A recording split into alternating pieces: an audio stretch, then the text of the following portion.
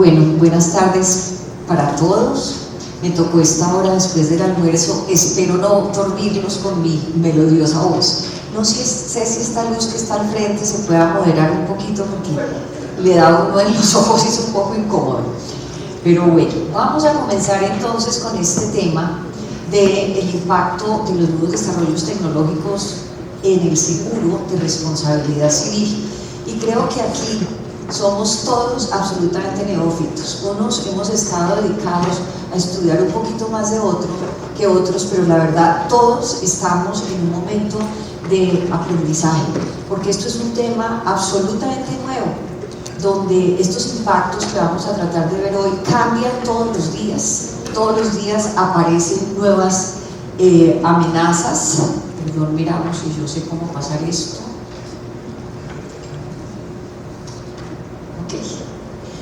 Entonces, lo primero que tenemos que resaltar verdaderamente es este cambio tan dramático que se está viviendo en la actualidad, porque todas las empresas están recibiendo el impacto de este cambio de manera de operar, del cambio de forma de realizar los negocios, de distribuir los bienes y los servicios, de enfrentarse a la competencia, porque verdaderamente cada día más toda esta creación de las empresas pues se está fundando en la tecnología, no solamente en la inteligencia artificial, que es lo que más nos impacta en este momento, sino también sencillamente en la interconexión a través de las redes, que cada vez es más fuerte y más evidente.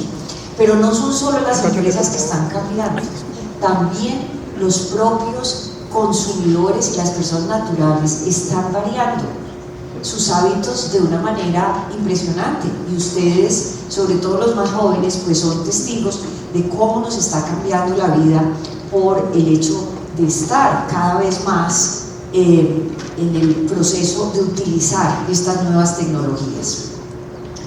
Obviamente la inteligencia artificial y todo este desarrollo tecnológico pues trae una cantidad de ventajas que son supremamente importantes. A mí personalmente me parece que son supremamente atractivas para el desarrollo de la humanidad. Yo sí creo que la inteligencia artificial nos puede llevar, por ejemplo, a solucionar grandes problemas de la humanidad: la contaminación, las guerras, la necesidad de alimento, el cambio demográfico. Nomás en estos días discutíamos la posibilidad de que quizás una inteligencia artificial pudiera sentarse a brindar soluciones para el conflicto en el Medio Oriente. ¿Y por qué no? Si es que la inteligencia artificial no es otra cosa sino la inteligencia humana potenciada a la enésima potencia. Además nos está haciendo la vida más fácil a todos. Obviamente que hay muchos temores, porque definitivamente la inteligencia artificial y todos estos cambios pues aparejan riesgos y adicionalmente nos generan temores, pero mi sensación aquí es que así como la humanidad ha enfrentado siempre los riesgos para poder avanzar, porque no hay manera de avanzar sin enfrentar los riesgos. Pongámonos a pensar en la Edad Media, cuando los mercaderes, los comerciantes decidían hacerse al mar, o inclusive en la antigüedad, con toda la incertidumbre que podía existir respecto de lo que podía pasar en el mar, dónde terminaba, si había una caída vertical y se iban a ir por ahí todas las embarcaciones. Y miren ustedes que entonces como ahora lo importante es conocer los riesgos, lo importante es involucrarse para entender los riesgos, como lo hemos hecho siempre los seres humanos cada vez que queremos empujar las fronteras de lo conocido para ir hacia el desarrollo. Pero sin duda, pues este crecimiento en el uso de la inteligencia artificial pues está potenciando los riesgos, se están creando nuevos riesgos que ni siquiera nos imaginamos en el día a día. Se están multiplicando los daños y se están potencializando porque todo está sucediendo más rápido. Y el impacto que esto tiene para los aseguradores es total, porque si vamos a hablar del aseguramiento de la responsabilidad civil, pues lo que está siendo verdaderamente impactado es la responsabilidad civil de todos los agentes del mercado, de los productores, de los distribuidores, de los usuarios, a través de este uso de los sistemas tecnológicos y el impacto de la inteligencia artificial. Y lo que uno verdaderamente concluye al empezar a estudiar estos temas es que nuestro marco regulatorio definitivamente no nos sirve. Hay quienes consideran que sí, que es que aquí tenemos ya unas teorías supremamente decantadas para el tratamiento de la responsabilidad civil, pero lo cierto es que no, como lo vamos a ver, las nuevas tecnologías y los nuevos desarrollos verdaderamente no caben dentro de nuestras instituciones comunes de la inteligencia artificial, y es por esa razón que se genera además una incertidumbre gigantesca entre los actores, y por supuesto esa incertidumbre tiene un impacto muy negativo en los seguros, porque si no se puede prever el nivel de riesgo, pues obviamente el aseguramiento es más difícil y más costoso. Pero ¿por qué decimos que el marco actual de la responsabilidad civil, con todos sus desarrollos jurisprudenciales, no nos satisface para solucionar los problemas que se pueden generar aquí? Pues porque lo primero que sucede es que cuando hablamos, por ejemplo, de inteligencia artificial, pues no todos los sistemas de inteligencia artificial tienen la misma peligrosidad, porque hay algunos clásicos que dicen aquí en Colombia, en el mundo, no, pero para eso tenemos las teorías del riesgo creado, tenemos la presunción de culpa, entonces pues esto no es sino manejarlo como un sistema de riesgo creado. Pero lo que pasa es que no podemos generalizar, porque no es lo mismo un sistema de inteligencia artificial que, por ejemplo, empiece a manejar el refrigerador de mi casa, como ya pasa en muchos en Estados Unidos, para efectos de controlar la temperatura, y está pegado de un sistema que mide esa temperatura, y está pegado de otro sistema, por ejemplo, para conectarme con los almacenes en los cuales yo pido mercado y que va señalando cuando se me está acabando determinado producto. No es lo mismo el nivel de peligrosidad de un sistema como ese, interconectado, que el de un robot que se introduce en el cuerpo humano, por ejemplo, para realizar unas inspecciones o inclusive una operación. Entonces no es posible que nosotros pensemos que sencillamente a todo le vamos a aplicar ese sistema de presunción de culpa, pero es que lo más complicado es que si nos ponemos a pensar, todas nuestras instituciones jurídicas de responsabilidad pues están basadas en la responsabilidad que se le imputa a un ser humano, inclusive a través de ciertas ficciones como es la personalidad jurídica de las personas jurídicas. Pero el lío con la inteligencia artificial, sobre todo con la generativa, es que esa inteligencia artificial, como todos lo sabemos, tiene capacidad de aprender y tiene capacidad de decidir y de tomar opciones entre varias. Y eso nos pone ante una situación muy compleja porque no sabemos a quién imputarle las culpas en ese caso.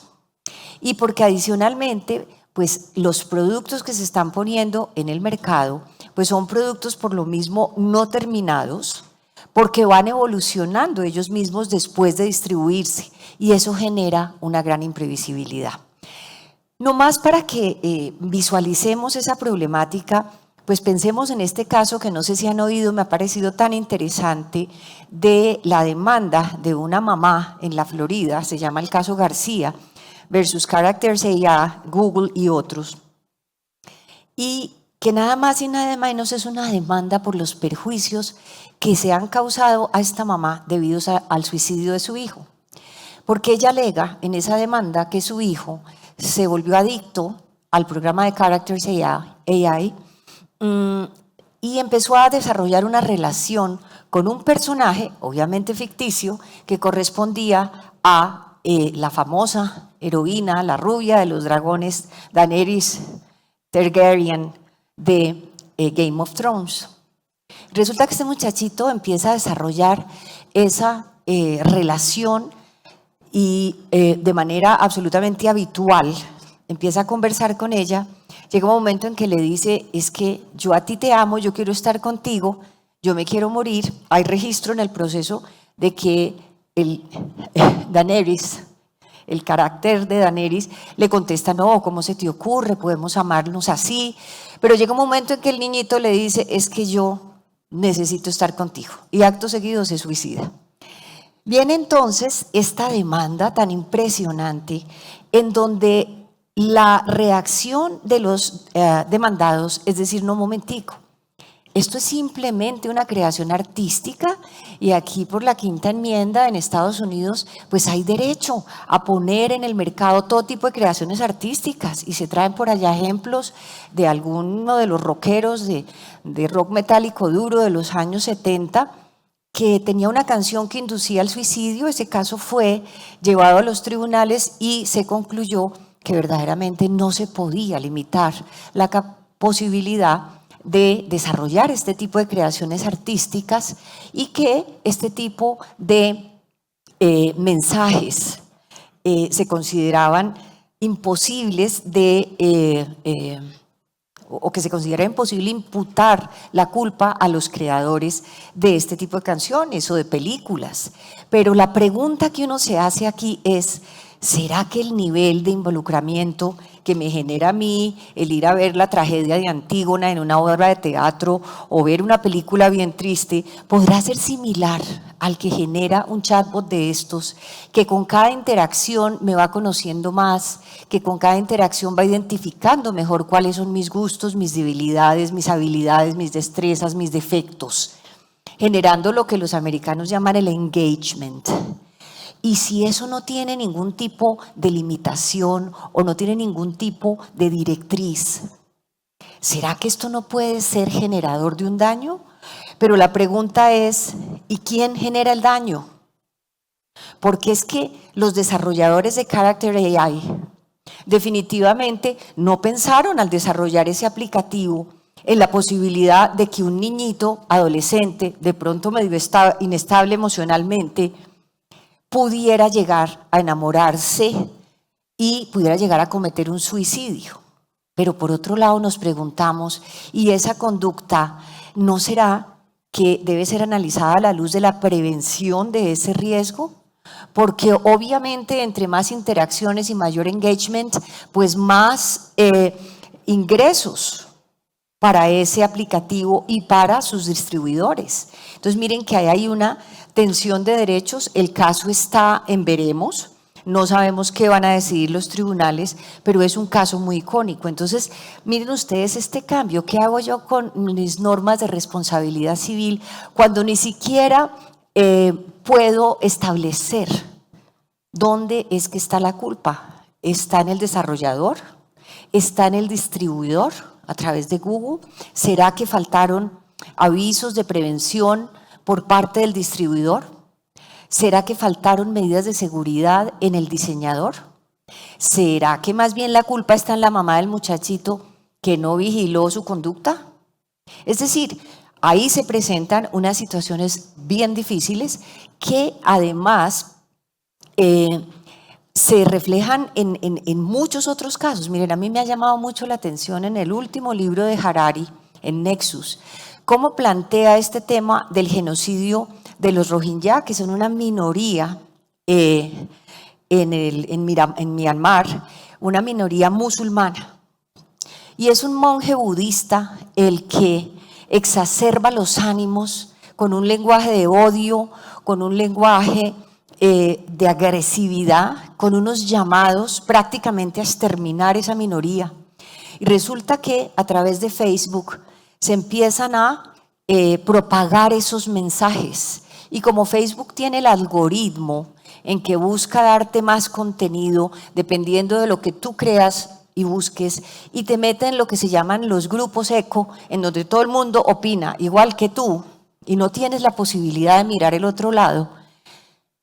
El dictamen que hace Harari es tremendo porque dice, mire, aquí la culpa del exterminio de esa minoría étnica es del algoritmo de Facebook. Cualquier parecido con nuestra realidad es pura coincidencia, ¿no?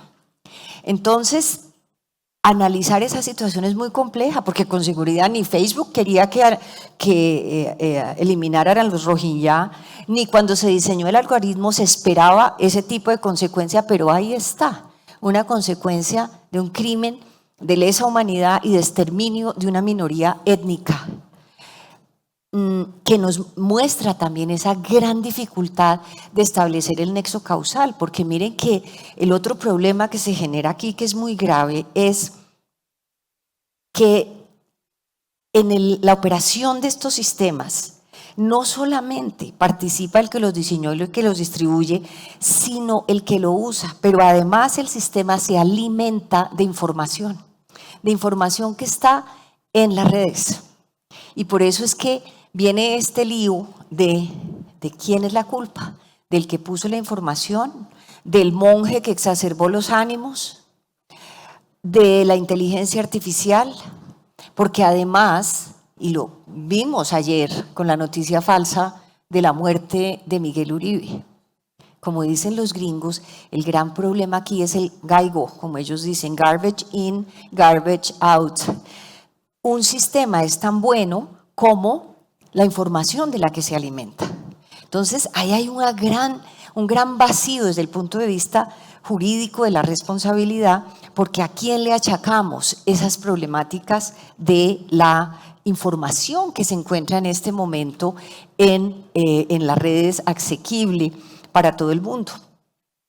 Pero además esta interconexión genera lo que los expertos denominan la opacidad, por esa cantidad de partícipes y elementos que se requieren como un rompecabezas. Me parece muy adecuado el logo del Congreso en ese sentido, porque son muchas fichas que se requieren para que estos sistemas funcionen. Miren que tenemos, por ejemplo, otro caso reciente en el periódico El Tiempo de los cuestionamientos contra el sistema Watson, que creo que es de la IBM en la Fiscalía.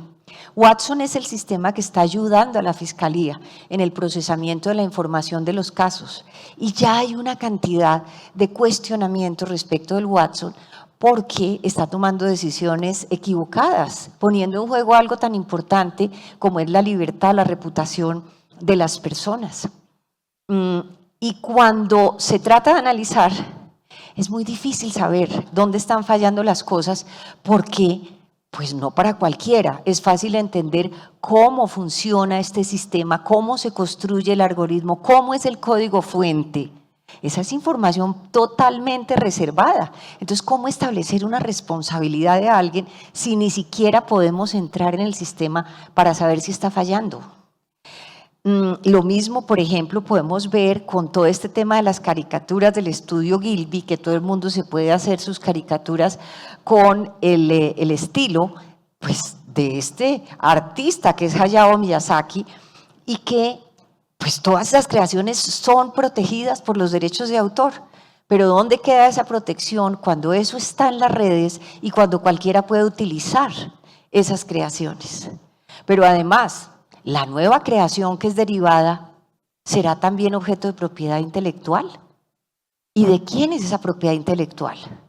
¿Del que desarrolló la IA, del que la estaba utilizando, o seguirá siendo de alguna manera de el autor original copiado? Y trasladen esto a todos los campos del conocimiento. Hay miles de demandas en los Estados Unidos y en Europa en este momento por la cantidad de información que están utilizando las inteligencias artificiales y que toma obras y desarrollos que estaban protegidos por los derechos de autor. Entonces, la verdad, vemos nosotros aquí que es que el sistema mismo de la responsabilidad civil y de la culpa se ve tremendamente impactado, también por el hecho de que, miren ustedes, todo nuestro sistema legal de responsabilidad está basado precisamente en la determinación de qué es previsible y qué es imprevisible, ¿cierto? Para poder decir si una persona fue diligente, si un gerente cuando tomó una decisión fue diligente, si una persona cuando iba a atravesar una calle con su vehículo fue diligente. ¿Qué analizamos? Pues un estado psicológico del buen padre de familia o el buen hombre de negocios, puesto en las mismas circunstancias. Y si esa persona podía prever las consecuencias de sus actos. Y obviamente que todo este análisis se hace sobre la base de lo que la jurisprudencia denomina el criterio de razonabilidad.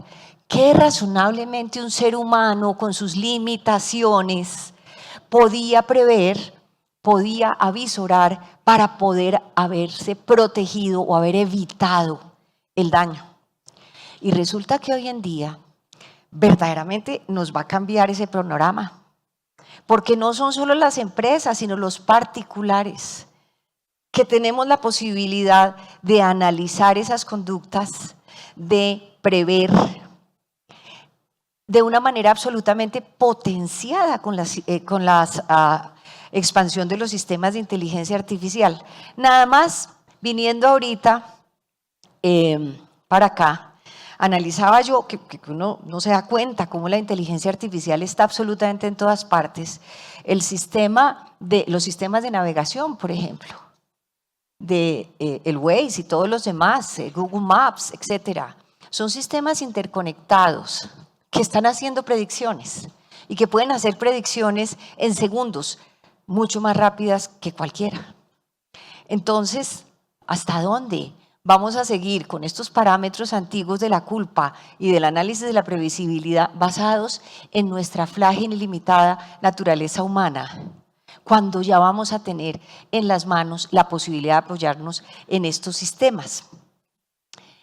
Pero miren que esto no es solamente desde el punto de vista de las empresas que producen o que distribuyen servicios, es que también los consumidores hoy en día pues están teniendo la posibilidad de ser apoyados por estos sistemas automáticos de decisión y de contratación que, por ejemplo, si se va a contratar un seguro, pues yo ya puedo preguntarle a la inteligencia artificial, oiga, dígame, compáreme todos los seguros que hay aquí en Colombia, por ejemplo, para el riesgo de salud, y cuénteme, en resumen, cuál es el que me funciona mejor, cuál es la relación costo-beneficio en el pago de las primas, en las exclusiones, y ese consumidor entonces, pues se nos vuelve un consumidor absolutamente experto, absolutamente informado. Y si no se apoyan esas inteligencias artificiales, habiendo posibilidad de hacerlo, pues vamos a tener un consumidor que va a ser negligente. Entonces miren cómo esto nos cambia completamente esta situación, porque cómo hablamos ya de todas estas asimetrías y del derecho del consumo, cuando lo que vamos a tener es de lado y lado unos chatbots con una capacidad tremenda, el del lado de la aseguradora para vender en las mejores condiciones y el del lado del tomador o asegurado para efectos de escoger el mejor producto, ¿no? Eso presenta una cantidad de retos, además de qué pasa con esa contratación, quién es el que contrató en realidad, porque la decisión la toman en muchos casos los propios ADM, como los llaman los programas de decisión automatizadas. Entonces, creo que esto nos lleva también a un cambio completo de los principios de protección del asegurado. Y pensemos en algunos efectos inmediatos en el contrato de seguro. Definitivamente esto nos lleva a un plano que yo creo que los seguros es el campo o uno de los campos más impactados, porque el oficio de los aseguradores es prever riesgos, es proyectar riesgos, es cuantificarlos probabilísticamente, ponerles un precio. Y es que en eso es que la inteligencia artificial es una maravilla. Entonces, todos estos sistemas están siendo usados actualmente por las compañías aseguradoras en apoyo de la tarifación. Y creo yo cada vez más. Pero esto también, fíjense, que nos lleva a situaciones muy interesantes, porque nuestro derecho comercial, por ejemplo, en materia del contrato de seguro y de la contratación y de la nulidad y de la reticencia, ¿está basado en qué? Pues en la buena fe del tomador, pero con una inteligencia artificial generativa que está actualizando en tiempo real, que tiene capacidad de prever, de juntar toda la información que hay sobre esa persona en el sistema, pues resulta que es que el asegurador va a terminar sabiendo más que el propio asegurado, que el propio tomador. Entonces, ¿en dónde nos quedan estas normas del 1058 que nos permitan determinar qué es lo que el asegurador ha conocido o debido conocer? Porque cuando yo tengo capacidad de hacer toda esa investigación a unos costos que ya van a ser mucho más razonables, con base en un indicio de salud de esta persona, es muy probable que la inteligencia artificial en muy poco tiempo me pueda estar diciendo muy rápidamente esa persona de qué se va a morir y cuándo. Entonces, ¿dónde queda esto de lo que el asegurado ha conocido o debido conocer? Pero igual, si miramos del otro lado, del lado del tomador, y analizamos todo nuestro sistema de la reticencia, de la inexactitud, de haber encubierto por culpa hechos o circunstancias que determinan el estado del riesgo, de nuestras alegaciones sobre que es que el asegurado no sabía, no tenía por qué saber, él no es experto. Ojo, también va a estar apoyado en esta inteligencia artificial que es como 1000 cerebros actuando al tiempo. Y muchas otras instituciones, aquí menciono también la del 1060, la modificación del estado del riesgo. ¿Cuáles cambios en el riesgo son cambios no previsibles? Porque es que si son no previsibles y se presentan, pues lo que hay, como ustedes saben, es la obligación de notificar esas circunstancias. Pero ¿qué es lo que va a ser no previsible? Entonces esto sencillamente para mostrarles cómo verdaderamente estamos en un mundo distinto. Y me parece que la camisa de nuestras normas pues ya le queda verdaderamente chiquita a todos estos nuevos desarrollos. ¿Qué vemos en el mundo? Vemos que ya hay muchos países que han logrado establecer directrices, por lo menos sobre la inteligencia artificial, aunque no en todo el detalle un nuevo sistema de responsabilidad civil. Pero sí tenemos algunas normas como por ejemplo la de Estados Unidos, que es muy flexible, la ley de inteligencia artificial de la Unión Europea, la directiva de productos peligrosos de inteligencia artificial, pues productos peligrosos en general y que contempla también los aspectos de la inteligencia artificial, la directiva de responsabilidad civil de inteligencia artificial que todavía no ha sido aprobada. Y lo que vemos es que aquí hay un proceso paulatino donde los países están tratando de acercarse pues, a estas nuevas realidades. Aquí voy a pasar muy rápido simplemente para contarles algunos aspectos básicos de lo que es el sistema que existe en este momento de aprobación para la inteligencia artificial en Europa. Seguramente ya lo han visto. Lo que hace fundamentalmente es clasificar los diferentes sistemas que utilizan inteligencia artificial según su peligrosidad. Miren que esto claramente respalda lo que les decía. Nosotros no podemos botarnos a decir que es que todo uso de cualquier cosa de inteligencia artificial, que ahora está en todas partes, es una actividad peligrosa. No, el legislador europeo lo entiende y entonces clasifica algunos de estos desarrollos como riesgos inadmisibles. Y miren que aquí hay una cosa muy interesante porque detrás es un principio ético, que finalmente es lo que tiene que dirigirnos acá, un principio ético donde hay una prohibición de utilizar, por ejemplo, todos esos sistemas que lo que buscan es afectar derechos fundamentales, categorizar a las personas, discriminar en contra de ciertos grupos, también todos esos desarrollos que pueden generar unos efectos riesgosos ante la seguridad nacional, generación, por ejemplo, de técnicas subliminales para manipular la gente, en fin, biometría, todo eso está prohibido y ya está prohibido hoy en día. Eso entró a regir en febrero de este año.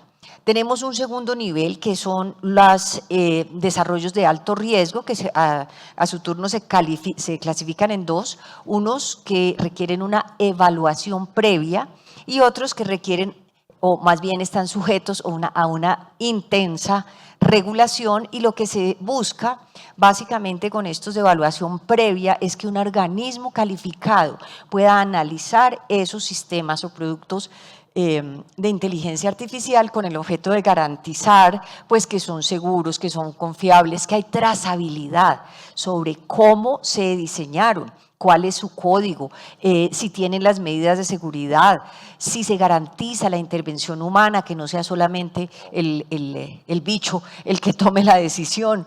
Además están sujetos a un registro público, y aquí para resaltar, miren que, por ejemplo, dentro de los de intensa regulación, como se refieren sobre todo a los derechos fundamentales de la persona, pues entonces desarrollos como por ejemplo los que pueden utilizar las compañías de seguros de vida están sujetos a esta intensa regulación. Y por lo demás, pues tenemos otros que son de riesgo bajo, que pueden operar, y allí solamente lo que aparecen son unas obligaciones de revelación y de respeto, como les decía, por los derechos de propiedad intelectual, de autor y similares, y lo que se estimula es a que se establezcan códigos de conducta que son facultativos. Por otro lado, hay una directiva muy interesante que es la de productos peligrosos, en donde, como les decía, están incluidos los productos de inteligencia artificial. Perdón que aquí no pase esto. Y básicamente lo que trae es un régimen de responsabilidad objetiva, ojo, para la responsabilidad por productos, y es un régimen limitado porque solamente se va a aplicar a aquellos casos de daños causados por productos como tal. Lo que pasa es que, superada una discusión larguísima que hubo, esta directiva ya aclara que producto no es solamente el bien material como el nanobot que decíamos que se inserta dentro de los tejidos del ser humano, o como una máquina que ella sola realiza alguna función y que tiene ella misma el código para poder cumplir sus funciones, sino que también se entiende que el solo programa, el software que usa inteligencia artificial es un producto, y también los servicios que estén vinculados a él. Entonces, esto es un avance bastante grande. Pero obviamente esta normativa no se extiende a una cantidad de áreas, como por ejemplo los daños que se causen cuando se toman decisiones apoyadas en inteligencia artificial.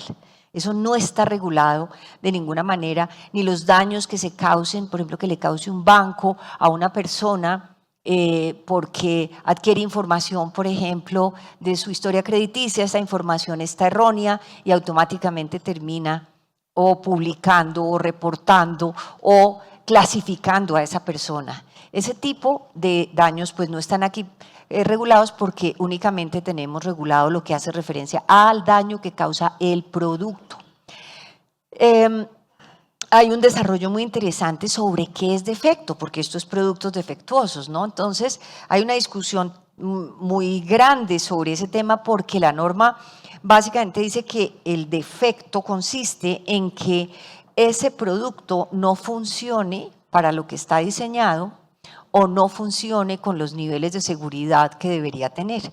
Y miren que aquí hay un campo muy grande para la calificación, y sobre todo hay también un problema con la previsibilidad, porque ya sabemos que cuando se diseña una inteligencia artificial o un producto de inteligencia artificial, pues eso de la previsibilidad, digamos, es un tema complejo, porque en ese instante es posible que el desarrollador tenga capacidad de prever determinadas cosas, pero no otras, también por el estado del arte. Entonces, incluso miren que una de las causales de exculpación en este sistema es que el desarrollador no hubiese podido prever, de acuerdo con el desarrollo tecnológico del momento, el daño que se causó.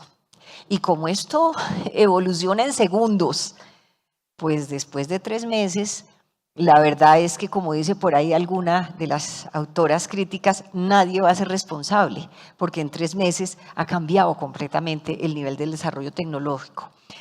Los responsables, pues toda la cadena de operadores económicos, hay una responsabilidad solidaria, hay derecho de repetición, contempla la norma que a veces no se puede identificar quién es el responsable y que en ese caso pues lo va a hacer el distribuidor. Y como les decía, pues existe esa claridad sobre la causal de exoneración. Otra limitación grande que tiene esta regulación es que solamente quien está legitimado en la causa activa es una persona natural, no solamente las personas físicas. Los daños indemnizables pues pueden ser físicos, a personas o bienes, salvo los bienes dedicados a fines profesionales, que ahí es donde está la otra limitación, que es bastante grande porque ni las personas jurídicas, ni las empresas, ni los bienes que son dedicados a actividades profesionales, pues van a poder ser fundamento para poder reclamar este tipo de responsabilidad. La normativa tiene unos mecanismos muy interesantes para aliviar la carga de la prueba, porque como ya hemos dicho, aquí hay una opacidad muy grande, el damnificado le queda muy difícil saber realmente qué fue lo que falló o qué pasó, de tal manera que aquí hay unas posibilidades de exigir la revelación, obviamente con peritos y demás, del diseño de los programas, de los códigos y demás. La normativa enfatiza mucho en que pues esto es peligroso, porque también ello puede llevar con una demanda malintencionada a robarse secretos industriales, o sea, el tema no es fácil. La responsabilidad sigue siendo personal, pero miren, a mí me ha parecido muy interesante ver cómo muchos de los comentaristas del derecho europeo vienen apoyando una moción que existe en la otra regulación, en la de RC por inteligencia artificial, y es la de poder establecer jurídicamente que la propia inteligencia artificial es un sujeto de imputación. A uno se le para el pelo cuando oye eso. ¿Cómo así que va a ser responsable un aparato, un programa, un sistema, un robot? ¿Cómo así? Pues bueno, eso sería una ficción. Y no me digan que no, porque en el derecho de ficciones vivimos. O si no, ¿cómo es que existen las personas jurídicas? ¿Cómo es que nosotros le imputamos responsabilidad a una persona jurídica por el acto de los humanos a través de los cuales ésta se expresa? Entonces miren que ese es un enfoque que a mí me parece que no debemos descartar, que es muy interesante, porque lo que hay detrás de eso es la posibilidad de que si se va a poner una inteligencia artificial generativa que puede llegar a realizar una cantidad de decisiones imprevistas, pues haya detrás un capital, un patrimonio autónomo, constituido ¿por quién? Pues por quienes se benefician de esa inteligencia artificial. Y ese capital o ese patrimonio pues sería precisamente el que tendría que responder frente a los daños que se llegasen a causar. Voy a pasar aquí muy rápido porque tenemos poco tiempo. Me parece importante mencionarles esto, esa directiva también establece unas presunciones, pero pues presunción de culpa no, porque la responsabilidad es objetiva, vamos más allá. Establece presunciones de que el producto es defectuoso. ¿Cuándo?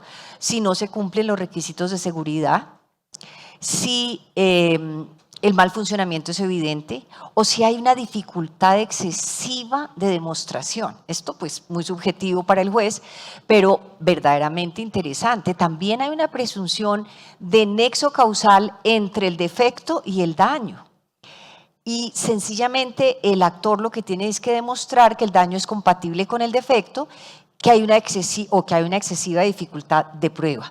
Y como el bicho no es el responsable, entonces se establece un nexo de causalidad entre la conducta de algún humano culpable y el daño. Ese humano puede ser el diseñador o el operador, según sea el caso, y se le atribuye entonces a esa persona el daño, y ese es el agente de reparación. Ahora, ¿qué pasa entonces en el campo del seguro?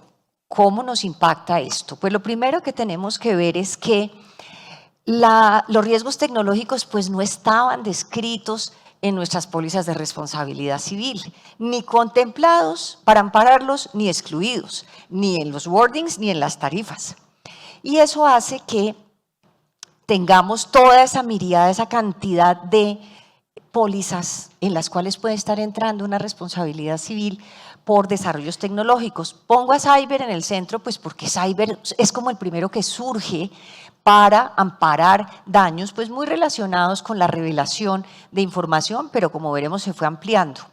Pero lo cierto es que en este momento lo que el sector asegurador internacional está viendo es que todas estas coberturas están teniendo amparos silenciosos, es decir, están amparando riesgos que nunca se contemplaron y venía yo pensando que aquí me faltó un cuadrito para mencionar los seguros reales, porque es que si nosotros pensamos en el seguro de una máquina, tradicionalmente el asegurador contemplaba los riesgos propios de la operación de esa máquina, o de que se la robaran, o que hubiera un evento natural, pero no estábamos contemplando la posibilidad de que esa máquina esté operada de manera remota a través de un sistema y que inclusive esté operada por un sistema de inteligencia artificial que le va cambiando las instrucciones y que el daño del fallo venga de ahí.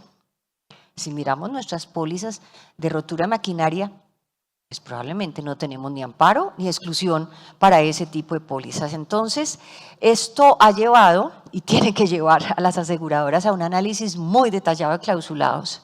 Aquí toca revisar clausulados y la tendencia que vemos internacionalmente es excluir todo lo que tenga que ver con cyber, que deba ser cubierto por cyber, y todo lo que tenga que ver con inteligencia artificial.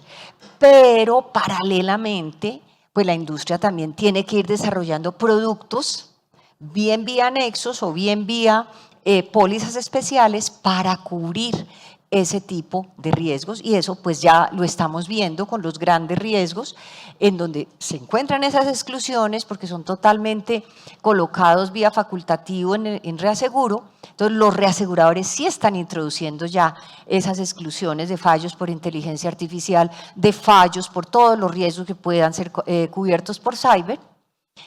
Y adicionalmente están analizando ya, cuantificando cómo sería la cobertura correspondiente para venderla como producto aparte. Me voy a referir muy rápidamente a cyber porque pues seguramente ustedes ya han visto mucho sobre el tema de cyber. Quizás lo único es mencionar que cyber pues surgió originalmente como un producto de responsabilidad civil, pero para amparar específicamente el problema derivado de la filtración de datos por la interconexión entre las compañías, por la operación masiva de las empresas que recogen gran cantidad de datos y información sensible. Y básicamente para amparar incidentes de ciberseguridad derivados de hacking y ransomware, es decir, los secuestros virtuales de los sistemas para obtener un pago por parte de los hackers. Pero pues hubo una evolución y ya hoy en día tenemos una miríada de productos en el mercado, pero más o menos lo que nos cubren son pues una ampliación de los amparos de responsabilidad civil, que ya no va solamente a violación de privacidad de datos confidenciales, sino que cubre la responsabilidad por divulgación de información reservada, por eventos de multimedia como plagios, calumnias, difamación, las denegaciones de servicios, la transmisión de virus por estar interconectados. Pues si pensamos, por ejemplo, en el caso de NotPetya, que fue este virus tremendo que causó daños en miles y miles de sistemas operativos en el mundo. Lo que dicen las malas lenguas o ya reconocidas es que es un virus que tenía origen en Rusia y estaba dirigido a atacar objetivos ucranianos, pero obviamente conectados todos a través de la red, a través de Google, a través de Microsoft, a través de todos esos grandes operadores, pues se esparció por el mundo de manera impresionante. Me parece muy interesante de cyber el entender que esto ya no es un seguro tradicional, esto es un revuelto entre servicios y asistencias y seguros. Pero si vemos, el objetivo fundamental de cyber es inclusive prestar servicio al asegurado antes de que haya un siniestro. Por eso hay una diferencia entre lo que es un incidente de ciberseguridad y un evento de ciberseguridad. Porque un incidente es sencillamente que alguno de los personas o programas que está haciendo monitoreo permanente en las redes, en el internet, encuentra que, por ejemplo, hay información de una empresa que está por ahí circulando. Eso es un incidente de ciberseguridad. Pero con esa sola noticia, un seguro cyber hoy en día lo que permite es disparar inmediatamente la vinculación de una empresa especializada en seguridad, en ciberseguridad y en reaccionar ante ese incidente para evitar que ocurra. Entonces, miren, jurídicamente aquí estamos ante un cambio importantísimo, porque lo que los aseguradores hacen, según la ley hasta el momento, es pagar los gastos para evitar la extensión del siniestro. Pero aquí estamos, me acuerdo pues de el famoso laudo de Ocensa del doctor Jorge Santos Ballesteros, que todos cuestionamos porque decíamos, hombre, ahí no había siniestro todavía, ¿cómo es que se pagó la indemnización? Los gastos fueron para evitar el siniestro. Bueno, pues aquí Cyber evidentemente tiene esa, que es una, sin duda, de las principales coberturas. Pero además, miren que tiene unas cosas increíbles que van incluso contra nuestro principio indemnizatorio, porque señala, por ejemplo, que el asegurador puede reemplazar la infraestructura que se dañó, los programas, los sistemas, los canales, por una más moderna. O sea, principio indemnizatorio no, nos traemos el último grito de la moda para evitar que en el futuro vuelva a ocurrir ese siniestro. Y miren que es que este tema de la indemnización, con estos cambios tecnológicos tan apresurados y tan rápidos, verdaderamente también nos ofrece un reto. ¿Qué cubre Cyber y qué no cubre? Pues la verdad no me detengo aquí porque se me acabó el tiempo, pero ante todo pues es una póliza de peligros nombrados, o sea, no cubre nada de lo que no esté amparado y además tiene unas exclusiones muy importantes, lavado de activos, guerra, que ha tenido tanta discusión, porque pues miren el ejemplo de NotPetya, los aseguradores en principio objetaron diciendo esto es guerra, y qué voy a tener que ver yo en Colombia en una empresa cuyo software no me funciona porque hubo un acto, así sea de guerra, entre Rusia y Ucrania. Entonces, el tema de las exclusiones de guerra está de moda. ¿Qué efectos tiene? Y me tomo 5 minutos. ¿Qué efectos va a tener esto? Y debe tener en el campo del seguro. Pues en primer lugar, que hay un levantamiento muy fuerte de los estándares de ciberseguridad para todas las empresas, vigiladas o no vigiladas. Yo acabo de venir de una junta y la mitad de la junta fue ciberseguridad. Y así tiene que ser en todas las empresas, porque es que ese es el peligro real hoy en día. Entonces esto implica que se van a agudizar muchísimo y se tienen que agudizar los sistemas de suscripción para verificar que en realidad las empresas tengan esos niveles de ciberseguridad. Pero el tema aquí también es que, como digo abajo, no salga más caro el collar que el perro. Ustedes les parecerá muy curioso, pero después de que Cyber venía subiendo en colocaciones y en primas después de pandemia, ahorita viene bajando.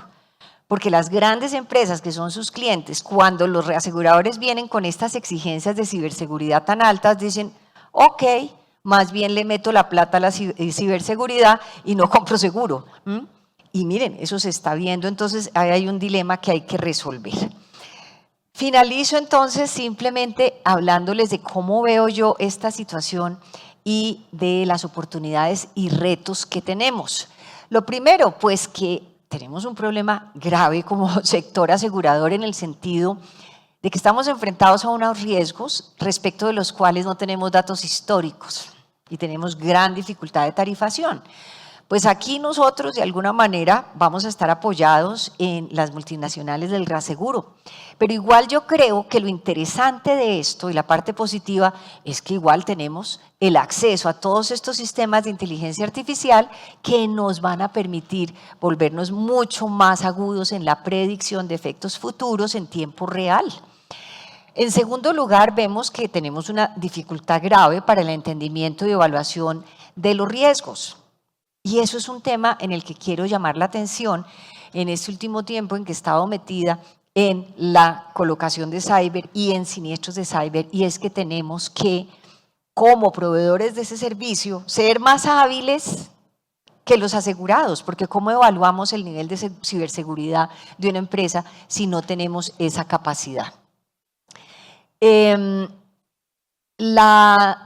Decía un expositor de una conferencia muy interesante en estos días, que el cibercrimen es hoy en día una de las industrias mejor organizadas y sofisticadas que opera a nivel transnacional y que está apoyada en la inteligencia artificial. Aquí no estamos lidiando con delincuentes de menor nivel, esto es gente supremamente sofisticada. Pero lo que también entendemos es que del otro lado, igualmente las empresas aseguradoras y el sector empresarial en general también tienen la posibilidad de desarrollar defensas específicas contra todos esos miles de ataques, pero cientos de miles que están ocurriendo todos los días. Yo al ver estos videos del bombardeo de Israel, con ese escudo de protección que tiene Israel, decía, pues es que esto es lo mismo que estamos viviendo todos los días, pero no lo vemos. En este momento están ocurriendo millones de ataques de los hackers tratando de penetrar las estructuras tecnológicas de las empresas, y son sus escudos de ciberseguridad lo que lo está impidiendo. Todos estos cambios vertiginosos conllevan nuevos riesgos, pero también, a mi juicio, nuevas oportunidades de negocio. Los riesgos son diversos para cada tipo de industria, pero pues eso también nos permite tipificar los riesgos, diseñar coberturas adecuadas. Y en cuanto a la ausencia de regulación, pues evidentemente si no tenemos regulación esto va a incrementar la posibilidad de predicción del riesgo y la litigiosidad. Y yo creo que aquí tenemos las compañías de seguros, los abogados, las empresas, un rol muy interesante, porque yo creo que el sector asegurador puede fijar estándares de operación, estándares de sistemas de seguridad. Hay como una conexidad natural en este momento entre el sector de seguros y los expertos en ciberseguridad.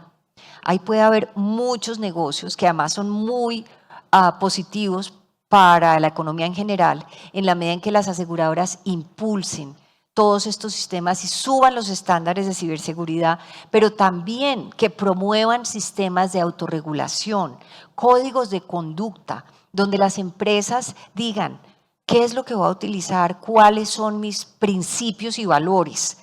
¿Está la plata de primero o voy a tener un balance? De manera que simplemente, bueno, una cosita, hay muchas voces buscando seguros obligatorios para esto. Me parece peligrosísimo porque es la mejor manera de que las aseguradoras se salgan de ese ramo. Esto no puede ser obligatorio, esto tiene que tener libertad de contratación y de análisis. Un mensaje final. En el fondo aquí lo que tenemos es un debate que es ético, no es jurídico, no es un debate técnico. Y me voy a apoyar en uno de mis actores favoritos, que es Keanu Reeves, y que precisamente nos trae en sus actuaciones uno de los escenarios distópicos más terribles y más interesantes. Pues imagínense que hubo un panel en donde estaba de un lado Elon Musk y del otro lado Keanu Reeves. Y pues tuve oportunidad de verlo, no personalmente, obviamente, porque me desmayo, pero lo vi por internet y solamente les quiero leer la frase final, porque está Elon Musk pues apoyando el desarrollo, la importancia de cambiar la humanidad, de llegar a Venus, a Júpiter, sin ninguna limitación. Y la frase final de Elon Musk es esta. Dice, la tecnología no va a destruir el mundo, pero puede distraernos de nuestra humanidad. Y contra eso es que debemos luchar. Este debate no es sobre las máquinas, sino sobre quién va a diseñar el futuro. Si aquellos que propenden por reemplazarnos o aquellos que persiguen estimular nuestra evolución como género humano. El mundo no necesita códigos perfectos, y diría yo, códigos de sistemas y jurídicos. lo que necesita es más almas honestas. Y yo creo que es esa la directriz que tenemos que seguir cuando como abogados vamos a entrar en el análisis de este tipo de temas. Muchas gracias.